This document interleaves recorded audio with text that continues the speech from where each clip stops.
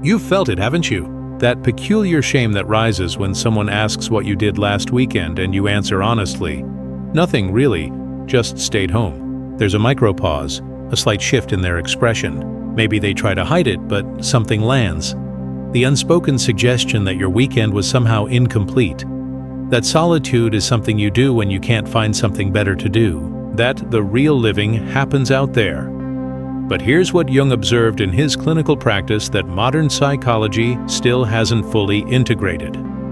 This shame you feel isn't about you. It's about the shadow we've collectively cast on introversion itself. You see, Jung was one of the first psychologists to take the inner life as seriously as the outer one. He understood that how you direct your energy, inward or outward, isn't a personality quirk to overcome. It's a fundamental aspect of how your psyche works. And for people whose energy naturally turns inward, toward the home, toward solitude, toward the interior landscape, there's something profoundly important happening that our culture rarely acknowledges. Before the end of this video, we'll explore why the home becomes not just a place you sleep, but a sanctuary for psychological work. We'll look at what Jung discovered about people whose deepest creativity and self-knowledge emerges in solitude. And we'll untangle the cultural complex that makes you feel guilty for thriving there. More than that, we'll see how loving to stay home might actually be a sign of psychological development, not a retreat from life, but a turning toward it from a different angle. Welcome to Deep Psyche Lab. If you're new here, this channel explores the deeper patterns of the human psyche through a Jungian lens. We don't do quick fixes or surface advice. We go deep into the territories of your inner life to understand what drives you, what fears you, what's trying to emerge. Hit that notification bell if this resonates, because we drop new explorations of your psychological landscape every week. Now, let's begin where so much confusion starts, with a distinction. Jung made that the modern world has almost completely misunderstood. When Jung first introduced the concept of introversion and extroversion, notice, not extroversion, but the spelling he chose, he wasn't describing whether you like parties or hate them. He was describing where your libido flows. Libido in Jung's vocabulary doesn't mean sexual desire. It means psychological energy, the driving force of the psyche. For some people, that energy naturally flows outward, toward objects, people, events, the external world. For others, it turns inward, toward inner images, reflection, solitude, the subjective experience. Jung called the first group extroverts and the second introverts. This isn't about being shy or bold. This is about the fundamental direction of your psychological energy. What's crucial, and what most people miss when they hear this distinction, is that Jung didn't create a hierarchy.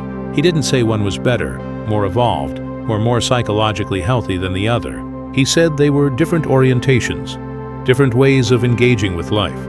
But look around our culture. Look at what gets celebrated, what gets rewarded, what gets coded as success and desirability.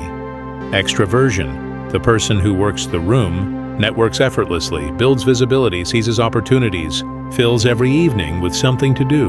The introvert, the person who needs quiet, who thinks before speaking, who draws energy from solitude, gets coded differently.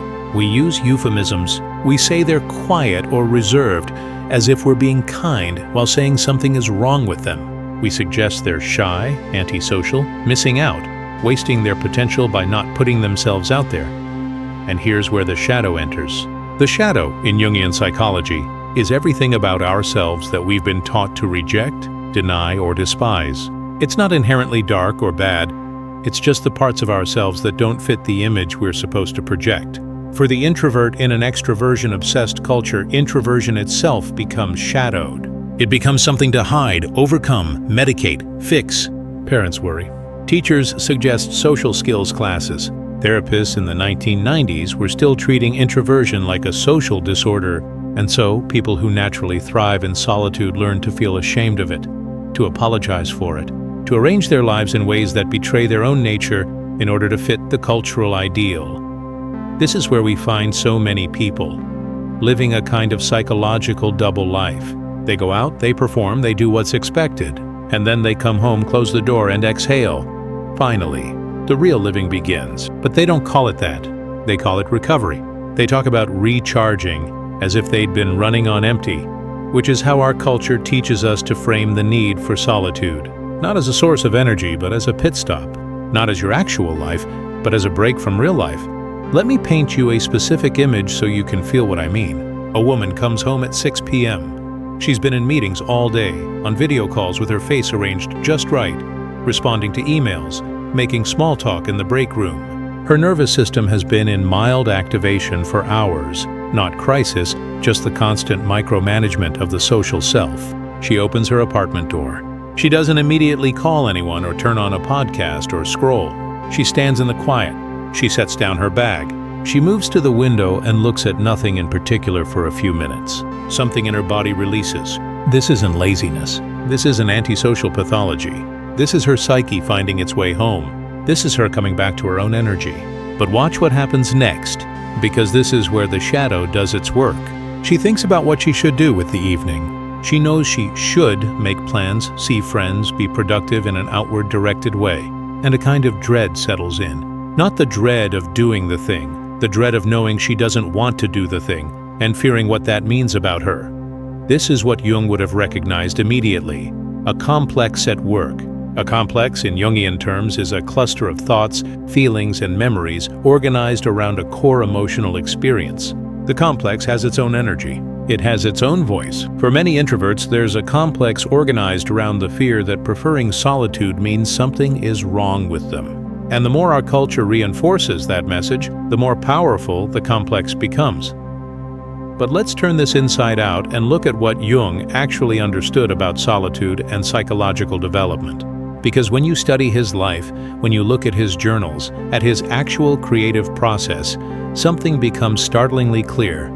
Jung did his most important work alone. His confrontation with the unconscious, the period he called his most transformative, happened in solitude.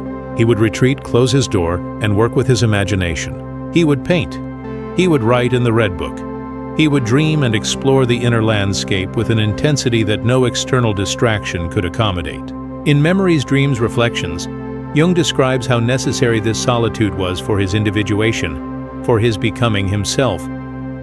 Individuation is the central goal in Jungian psychology. It's the lifelong process of becoming more fully yourself, not who you think you should be, but who you actually are at the deepest level. And here's what's important. Individuation requires an encounter with your inner world. It requires you to differentiate yourself from the collective expectations. It requires solitude, not because solitude is inherently good, but because becoming yourself happens in a space where the voices of others aren't constantly shaping your self-expression. Think about the difference between isolation and solitude, because this matters deeply. Isolation is forced, involuntary, often painful. You're cut off against your will. Solitude is chosen. It's a conscious turning toward your own experience. And in that turning toward, something important happens. Your own voice emerges. The voice that isn't formed by the opinions of the room you're in. The voice that reflects your actual thoughts rather than what you think others want to hear. The unconscious begins to speak more clearly. And here's where Jung's understanding of active imagination becomes relevant. Active imagination is a specific Jungian practice where you intentionally engage with the unconscious, not through analysis or interpretation, but through direct experience. You dream, you paint, you write, you sit with images that arise, and you let them move you, transform you, teach you. This isn't meditation in the sense of clearing the mind. This is an intentional encounter with your psychic depths. And it requires a particular kind of environment. It requires the freedom from constant social navigation. It requires space. People who love staying home often understand this instinctively, even if they've never heard of active imagination. They've noticed that the best ideas come in the shower, or walking around their apartment, or sitting quietly. They've felt the difference in the quality of their thinking when they're in their own space versus in public. That's not social anxiety or misanthropy. That's their psyche working correctly. It's their consciousness having access to the deeper layers of themselves. There's another layer here that's worth exploring. In people who are inner-directed, whose energy turns inward, there's often a different kind of intelligence at work. Not social intelligence, though they may or may not have that in abundance, but a kind of psychological intelligence. They notice subtle shifts in feeling. They can sit with ambiguity without rushing to resolve it. They can hold multiple perspectives simultaneously. They observe before they act. These aren't weak traits. These are the capacities that allow for genuine self-knowledge. And yet, and this is crucial, our culture doesn't reward these capacities in the way it rewards the extrovert's gifts. The extrovert, who walks into a room and makes immediate connections, who networks effortlessly, who generates buzz, they get visible success. Their value is easy to see. The introvert, who thinks deeply about a problem for hours, who comes up with an elegant solution, who builds quiet relationships of real depth, their value is less obvious. It's less marketable. It's harder to broadcast, so the introvert often internalizes the feeling that their gifts are less valuable, even though nothing could be further from the truth. Here's another myth we need to examine. There's a kind of cult of busyness in modern life, and it's particularly cruel to people who love staying home. Busyness has become a status symbol. The person who is always on, always at events, always visible, is the person who is supposedly living fully. And the person who stays home, who reads books, who sits with their thoughts, who has interior time, they're somehow not doing enough, not engaging enough, not maximizing their potential. But Jung would have seen this differently. He would have recognized that some of our most important work happens when we're not doing anything, when we're allowing the unconscious to speak, when we're making space for the self to emerge. I want to talk about the home itself for a moment, because for the people we're discussing, the home becomes something more than a building. It becomes a psychological sanctuary. It becomes a space where the conscious ego can relax a little, where you don't have to maintain the persona, that mask you wear in public, that carefully constructed image of who you should be. In the home, in your own space, the persona can come off. You can be less edited, and in that less edited state, something more authentic becomes possible. Jung talked about the house as a symbol representing the self, the psyche as a whole. The rooms are different areas of your consciousness. The basement is the unconscious, the attic is higher consciousness, the living room is everyday consciousness. People who love their homes often have a deep, intuitive understanding of this. They don't just live there, they inhabit their own psyche. They know which room they need to be in depending on what's happening. Sometimes they need the quiet of the bedroom. Sometimes the creative mess of a workspace. Sometimes they just need to wander through their own space and know that everything is as they left it, organized according to their own logic, not demands from outside. And this is why staying home, for people like this, can actually be deeply productive. Not productive in the sense of checking boxes and accumulating accolades, but productive in the sense of becoming more fully human, more conscious, more aligned with your actual nature rather than the persona you've constructed. There's often a fear underneath the shame that people carry about preferring solitude. Not the fear of being alone, that's different. This is the fear that if they admit they like being home, if they stop fighting their own nature, something terrible will happen. They'll be judged. They'll be left behind. They'll miss out. They'll end up isolated and bitter. They'll fail to achieve the things they're supposed to achieve. Because our culture has taught us that these things require extroversion. That success is built on networks and visibility and putting yourself out there. But notice what happens when you examine this fear more carefully. It's not actually about being home. It's about the fear of being yourself if yourself doesn't match the cultural ideal. It's the fear of the shadow. Not your shadow, but the culture's shadow. And the culture's shadow is powerful. It's the collective unconscious of a society that has made productivity, visibility, and constant engagement into moral values. So when you defy that, when you say, actually, I'm fine staying home, I prefer it, I'm happier that way, you're implicitly challenging the cultural shadow. You're saying, this thing you've hidden, this introversion, this need for solitude, it's not wrong. It's actually good. It's actually how I thrive. That's more subversive than you might think. Let me ask you something as we're moving through this. Where do you feel this in your own life? Have you ever felt the pull to honor your actual energy? To admit that you genuinely prefer solitude, but held back because of what it might mean to say that out loud? That moment of tension, that's where we can learn something about ourselves. Because here's what happens when you do the work to bring this out of shadow. When you stop apologizing for your own nature, the energy changes. You're no longer spending psychological resources on the tension between who you are and who you think you should be. That energy becomes available for your actual development, for the inner work that only becomes possible when you stop fighting yourself. Let's talk about what integration looks like. In Jungian terms, integration means bringing something into consciousness, acknowledging it, incorporating it into a more complete understanding of yourself. When you integrate your introversion, when you stop seeing it as a deficiency and start seeing it as a genuine part of your nature, something shifts. You can still go out when it serves you. You can still engage socially when you choose to, but you're doing it from a different place.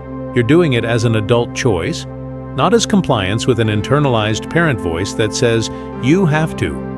The transformation is subtle but profound. You start to notice that your actual energy returns when you're home, that your real voice emerges in quiet, that your best thinking happens alone, that your creativity or your spiritual practice or your emotional processing, whatever is most important to you, requires this space. And instead of viewing that requirement as a limitation, you start to see it as information about yourself. You start to organize your life around what you actually need, not around what you think you should want. There's also something that happens to your relationships when you integrate this. Counterintuitively, they often become better, because you're no longer acting from a place of trying to be someone else. You're no longer resenting people for asking you to be more extroverted. You're not in that subtle state of conflict with yourself and therefore with them. You can show up as yourself, and that's usually enough. More than enough, actually. People respond to authenticity, even quiet authenticity. So let me ask you to notice something in your own life. When do you feel most like yourself? Not most productive, not most successful in the eyes of others, but most genuinely yourself? What conditions allow that? How much of that time is at home? And when you're away from home, what's the cost? I don't mean this clinically. I mean, what happens to your nervous system, your creativity, your capacity to think clearly, your emotional resilience? These aren't trivial questions. They're the questions that point toward your individuation, toward becoming more fully yourself. Let me bring Jung back in here, because this is where his actual clinical observations become so important. Jung noted that people couldn't really know themselves without turning inward, not in a self-absorbed way, but in a deliberate, intentional way. He talked about the need for what he called retreat, by which he didn't mean escape. He meant a turning away from the constant pull of the external world in order to have a genuine encounter with the internal one.